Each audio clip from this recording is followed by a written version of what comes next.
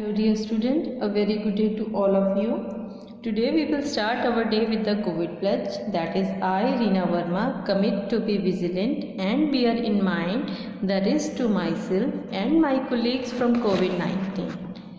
I promise to follow key COVID appropriate behavior, that is keeping social distance, wearing mask and regularly washing my hand at regular interval of time to stay away and prevent my colleagues from this chronic disease. I hope all of you are staying home safe from this disease by using the journal key COVID appropriate behaviors like wearing the mask whenever you going out in public and keeping the social distance and with washing your hand gradually at regular interval of time. Now we will start our new chapter of civics, that is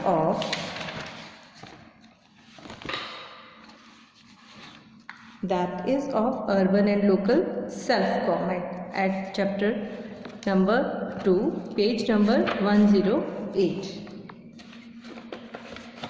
We have completed the last chapter, that is of rural self-government. Now today we will start our next chapter, that is urban local self-government. Now in this chapter what we do, we will do metropolitan cities, different urban local self-government bodies, composition and function of multiple corporations and municipalities, source of incomes of municipality and corporations. तो सबसे पहले local self government in India are organised on 2 basis. India में local self government है जो वो 2 basis पे होती है, जैसे कि हमने पहले की. वन इज़ रूरल जो हमने प्रीवियस चैप्टर में की and another one is urban. Rural self government include villages, block and district. Rural self government में कौन कौन से आते हैं? विलेजेस आ जाते हैं, ब्लॉक्स आ जाते हैं या डिस्ट्रिक्ट आ जाते हैं. अर्बन लोकल सेल्फ गवर्नमेंट में क्या आ जाती हैं? मेट्रोपॉलिटन सिटीज, स्मॉल सिटीज या towns. Now first term, what is a metropolitan cities, right? The term metropolitan refers to the area consisting of densely populated urban region along with the surrounding less populated territories. मेसोपोलिटियंस का मतलब होता है बच्चे वो area जहाँ पे population जो है बहुत ज़्यादा सघन हो, या जिसको हम डेंस बोलते हैं, जहाँ पे पॉपुलेशन बहुत ज़्यादा डेंस हो और उसके आसपास वो एरिया भी अटैच हो अदर टाउन्स का जहाँ पे पॉपुलेशन थोड़ी सी कम है. These urban regions are technologically advanced and have a well-built infrastructure. ये जो मेट्रोपॉलिटन सिटीज़ होती हैं ये टेक्नोलॉजिकली बहुत एडवांस सिटीज़ होती हैं और वो जो इनका इंफ्रास्ट्रक्चर है, अब इंफ्रास्ट्रक्चर में आता है land, road, other facilities and everything, जिनका इंफ्रास्ट्रक्चर भी है जो बहुत furbished and completely well build होता है. In India, a city that has population of more than 1 million is classified as metropolitan city.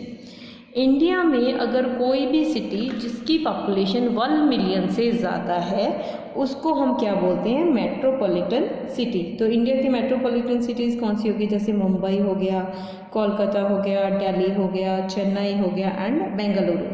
ये सभी कौन सी एग्जाम्पल हैं मेट्रोपॉलिटन सिटीज़ की.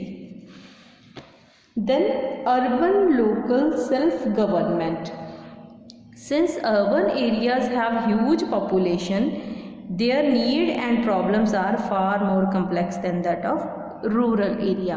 अब जो हमारा अर्बन एरिया होता है उसकी पॉपुलेशन बहुत ज़्यादा होती है, तो it is due to that उनकी प्रॉब्लम्स भी उतनी ही ज़्यादा कॉम्प्लेक्स होती हैं. रूरल एरिया में पॉपुलेशन कम होने की वजह से उनकी प्रॉब्लम्स भी कम होती हैं, ठीक है, तो वो इजी गोइंग है. बट जो मेट्रोपॉलिटन सिटीज़ होती हैं उनकी पॉपुलेशन डेंस होती है तो वहाँ पे लाइफ कॉम्प्लेक्सिटीज़ भी ज़्यादा होती हैं. These cities require well built infrastructure, appropriate transport and communicating facilities. तो इन सिटीज़ को सबसे पहले तो इंफ्रास्ट्रक्चर प्रॉपरली बिल्ड होना चाहिए, road system, land system and other amenities proper चाहिए. देन उनके पास ट्रांसपोर्ट का पूरा सिस्टम होना चाहिए for moving one place to another, और उसके बाद उनकी कम्युनिकेशन की फैसिलिटीज़ और बाकी की जो ज़रूरतें हैं, hospital, schools and other administration department, वो सभी प्रॉपर होने चाहिए. Therefore, by the 74th Constitutional Amendment Act 1992, the Government of India set up 3 kind of urban local governing body. तो इसी वजह से 74th Constitutional Amendment Act से इंडियन गवर्नमेंट ने 3 तरह की अर्बन लोकल गवर्नमेंट बॉडीज़ को सेटअप किया है to look after the need and requirement of cities and towns. जो कि इन metro cities and small towns की जो नेसेसिटीज़ या नीड्स या रिक्वायरमेंट हैं उनको पूरी तरह से ओवरकम होके कंप्लीट कर सके। तो फर्स्ट इसमें आ जाता है म्यूनिसिपल कॉरपोरेशन। तो अंडर म्यूनिसिपल कॉरपोरेशन उसको हम क्या बोलते हैं, नोन एज महानगर पालिका। जो म्यूनिसिपल कॉरपोरेशन है उनको हम बोलते हैं नोन एज महानगर पालिका। Self governing body for large cities, और बड़े शहरों के लिए ये सेल्फ गवर्निंग बॉडीज़ होती हैं। Then there is municipal councils. First is municipal corporation, second is municipal council. Now what is municipal councils, known as municipality और नगर पालिका। म्यूनिसिपल काउंसिल को हम किस नाम से जानते हैं, या तो म्यूनिसिपैलिटी के नाम से जानते हैं या नगर पालिका के नाम से जानते हैं। Self governing body for smaller city. जो महानगर पालिका थी that is self governing bodies for metropolitan cities. जो नगर पालिका है that is self governing bodies for smaller cities. फिर उसके बाद आ जाती है नगर पंचायत। नगर पंचायत को हम किस नाम से जानते हैं, नोन एज सिटी काउंसिल। नगर पंचायत को जाना जाता है सिटी काउंसिल के नाम से, और ये सेल्फ गवर्निंग बॉडी होती है फॉर अ ट्रांजिशनल एरिया, यानी कि टोटल एरिया के किसी एक पर्टिकुलर सेक्शन की। तो municipal corporation is self governing body for large cities having population of 10 lakh people. जो म्यूनिसिपल कॉरपोरेशन है वो एक ऐसी सेल्फ गवर्निंग बॉडी होती है जो सिर्फ उन शहरों में होती है जहाँ की पॉपुलेशन 10 लाख या उससे ज़्यादा हो। The large corporation in India are metropolitan city. और सबसे बड़ी कॉरपोरेशंस कहाँ पे हैं, इंडिया की मेट्रोपॉलिटन सिटीज़ पे। मेट्रोपॉलिटन सिटीज़ कौन सी, जैसे दिल्ली हो गया, मुंबई हो गया, कोलकाता हो गया, Chennai, Bengaluru and Hyderabad. The members of municipal corporation are directly elected by adult citizen of city and for period of 5 year.